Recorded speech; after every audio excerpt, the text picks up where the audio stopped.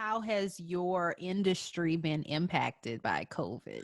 Ooh, child. Woo, Chile. So TV definitely was tragic, right? Because everything just shut down and it's kind of just starting to pick back up. And of course, so not only am I doing that, so I do TV and then I work, doing private clients and also corporate stuff too. Well, all of the stuff shut down. So it was just kind of like, okay, well, now what do we do? So it definitely has been affected.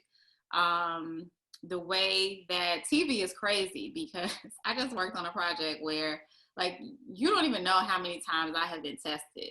Like blood tests, swabs, like every other day.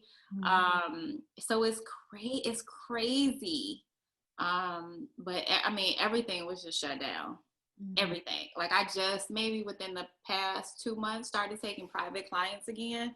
And was not that your choice, or was that based on just the availability or people being interested, or were you specifically saying like, no, I'm not doing any private clients based on the pandemic? both. I definitely in the beginning when I first, started scheduling appointments, I definitely wasn't taking anybody new. Gotcha.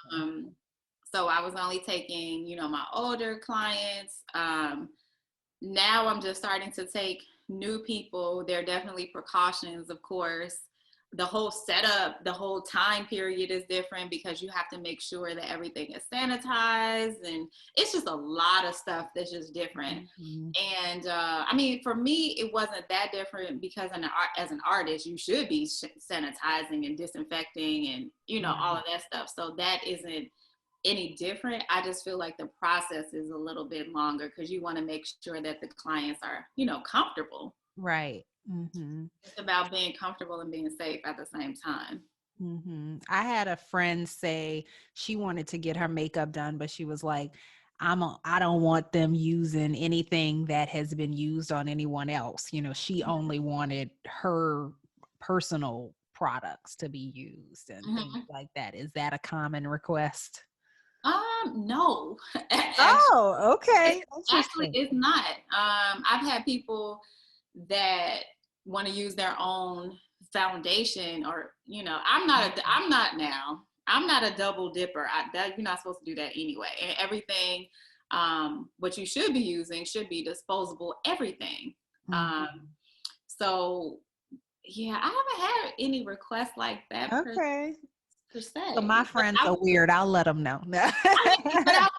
but as an artist, you should be able to, to kind of right. So if you have a client, because I have had clients where they have crazy sensitivities to a lot of different things. And so if they want to bring their products and say, hey, use what I have and make me fabulous, then I'm fine with that. That means I ain't got to use mine. I'm good. Right. So, I mean, it just depends, but yeah. Okay. That was a normal occurrence, but. Okay. So how can we support the beauty industry during this time? Ooh. Support your local artists, like really, and it doesn't even have to be in terms of, booking an appointment. You may be skeptical still. I'm cool with that. I'm super anti-COVID, so I get it. But what you can do is if they post something, repost it, shout them out, like all of those things matter. They really do matter. If you have a friend and they on a podcast, support your girl that's on the podcast, like repost it, so there are different ways that you can support.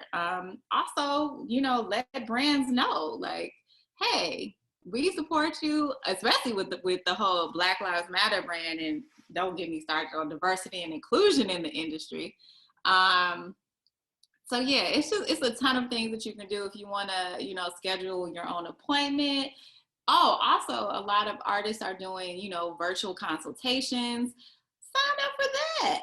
Support your local artists because a lot of us, didn't have a lot of income coming in because, you know, we didn't have clients, and we, you know, we got to pay our bills too. So if you have people, if you have friends, or you know of artists that are doing virtual consultations or whatever it may be, sign up for that. That's the best thing you can do. And in terms of diversity and inclusion, most of my feed, I see a lot of diverse faces in the beauty industry, in the beauty space, but of course, I'm not in it. What are some of the challenges that you see? Man, where do I start? For me, I think that you see a lot of diversity sometimes in the forefront. My issue is that you don't see a lot of diversity behind the camera. I say that to say it is 2020, and I am still the only Black girl on 98% of the sets that I'm on, or a person of color, period. So you may see, I think that a lot of brands are now rushing to put the Black girl face on, you know, social media, or now they're naming such and such the brand ambassador, whatever, right? But the true work comes in on the back end. Are you hiring Black talent? Are you hiring Black makeup artists? Are you hiring Black hairstylists, art directors, creative directors, stylists, props supervisors? Like, are you hiring those people?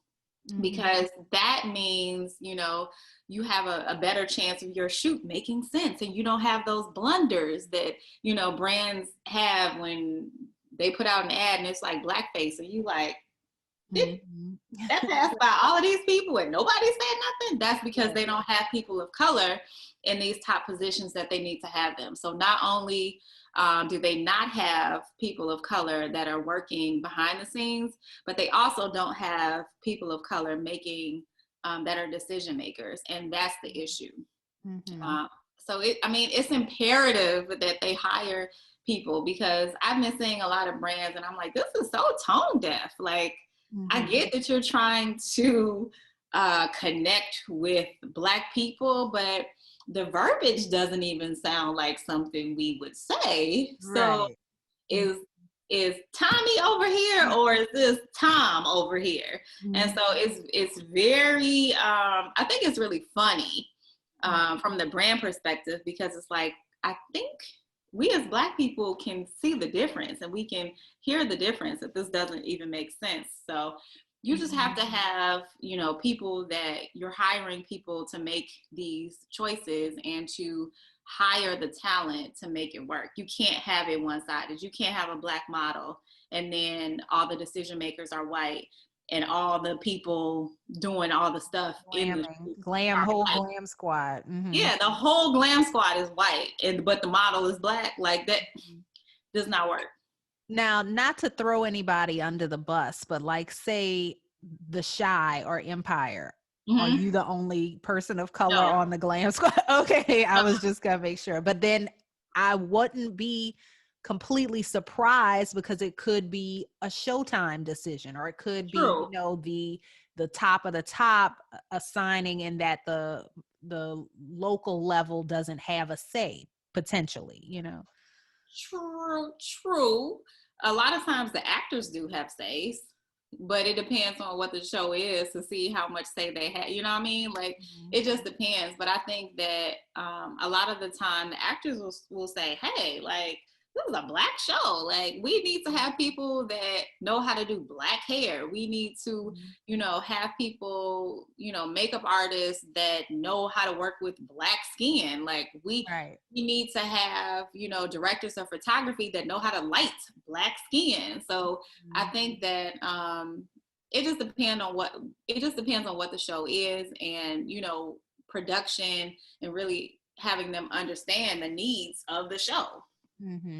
Yeah, and that's a complaint I have heard from actresses and models and things like that, of not having someone that knows how to deal with certain kind of hair. Or even like the Simone Biles, I can't remember what magazine cover it was, where the lighting was horrible, and just, you know, she was not put in the best light I that, have, you know, in light literally and figuratively. yeah, I have crazy stories of like, it's just tragic. Mm-hmm. I have crazy stories from like models and just talent. Just, I've been on shoots where I never forget this. I was on this shoot and this girl had, her hair was maybe like a little bit longer than yours, super thick.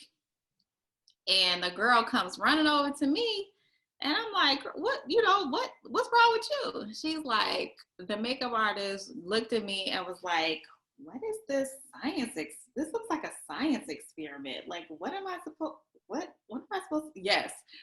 About her hair, called her hair a science experiment? Absolutely. I've had people um try to flat iron like natural hair, like with spraying it with water and then going down on a flat iron. Like, I have seen all types of foolishness. But see, who is responsible for hiring and the producers? So every shoot has a producer, right? That hires, and the producer hires the talent.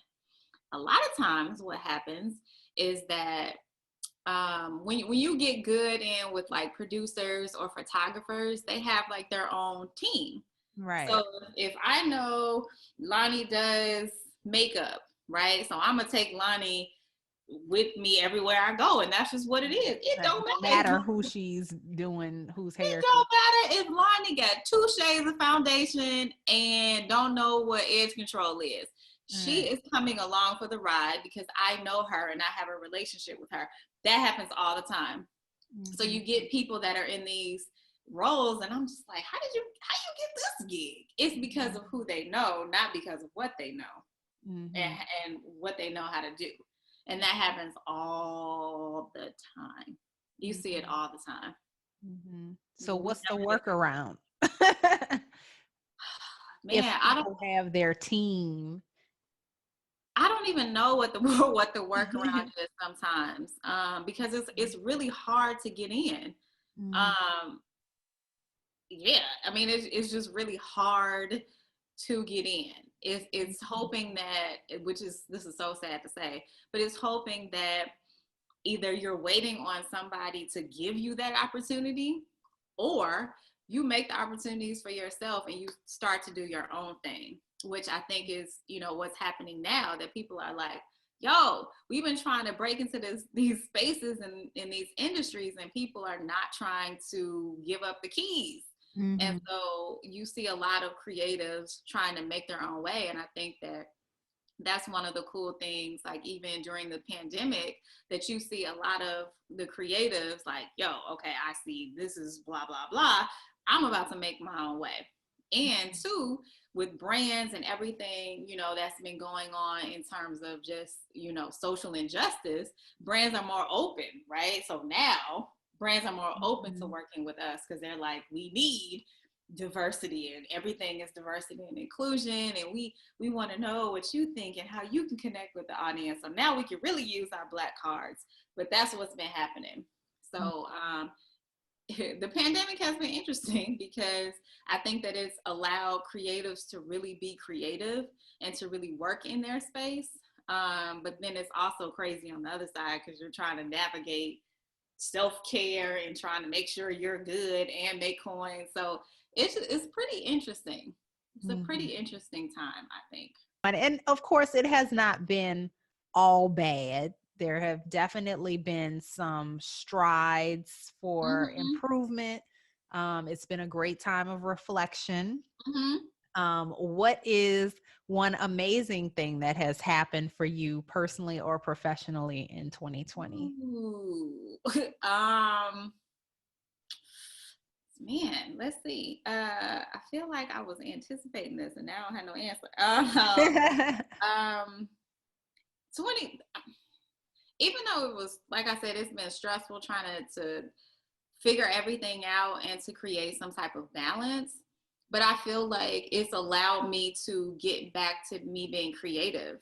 In 2019, I worked so much. Praise the Lord, saints, for my coins.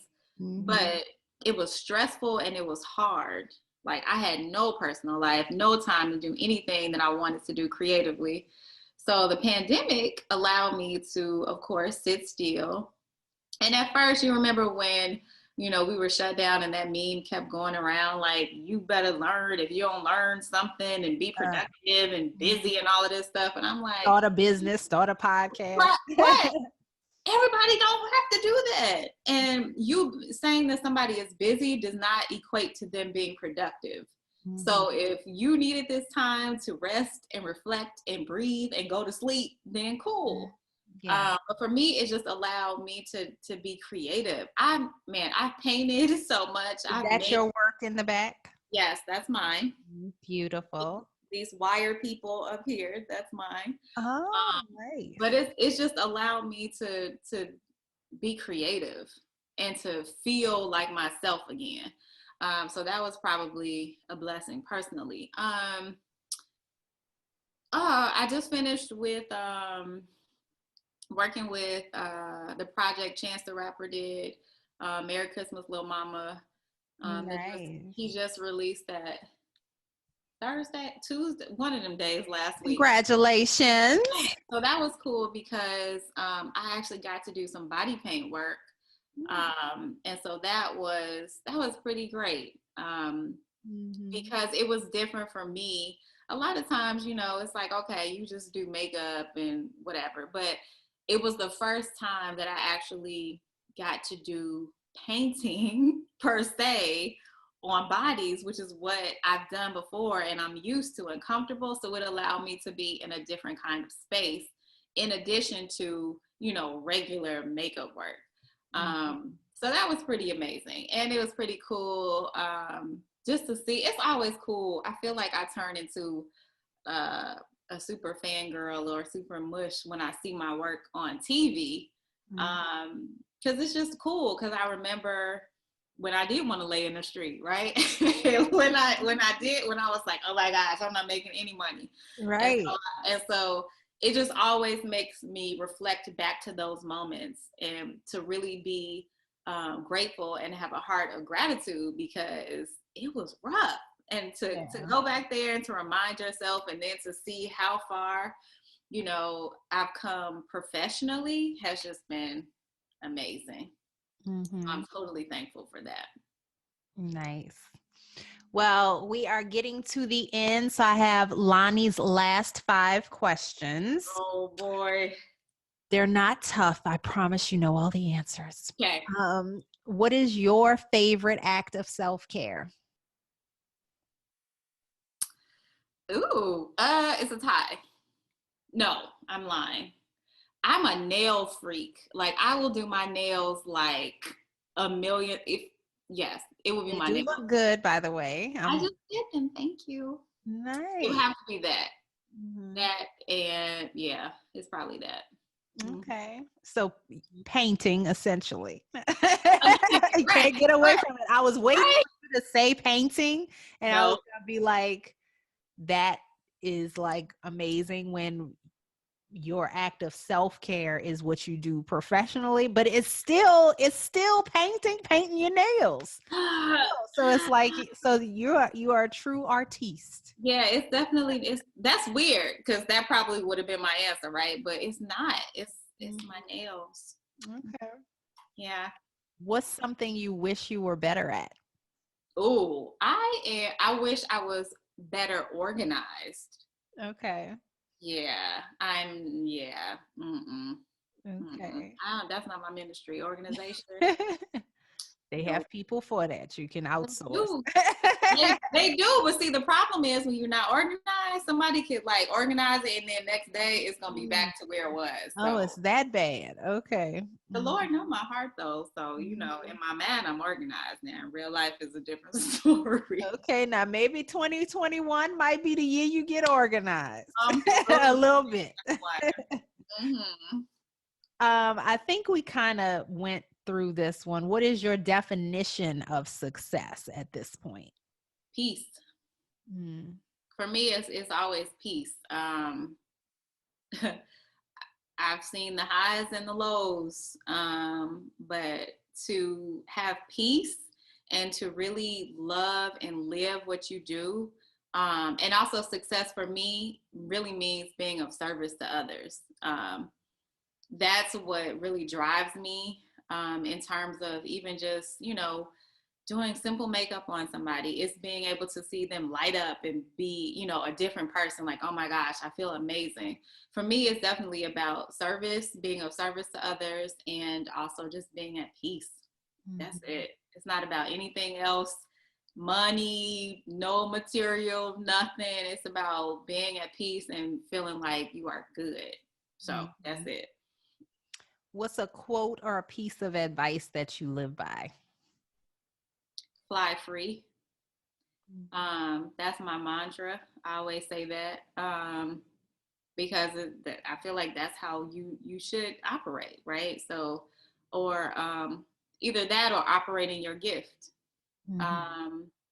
Because it's a billion people that are makeup artists. It's a million people that have podcasts, right? It's a million people that are on TV and radio, but operating your gift and do it well. So that's always been something that has been kind of ingrained and instilled, and something that I always share with people. Like, it doesn't matter if somebody else is doing what you're doing. You're that person. You have the secret sauce. So sprinkle it all around and you'll be good. So definitely operating your gift and you'll be successful and have peace and all of that goodness. Mm-hmm. So what do you want to be remembered for? Ooh, being cool, of course. What do I want to be remembered for? That's a good question. That's a good question. I think I am very rarely stumped. This is gonna sound like a recorder. But I would like to be remembered for using everything that God has given me and being a great steward over my gifts, because that's important to me. And I feel like if you have something that's amazing and that has been put into your life and as your purpose, that you should absolutely fulfill all of those things that you've been given to you. So yeah, I would want to be remembered by all the things that I can do and all the things that I help people to do. Mm-hmm. Yeah, that's it. Love it. Well, let everyone know where they can find you if they want to book you for your services. You are in Chicago, but you travel, right?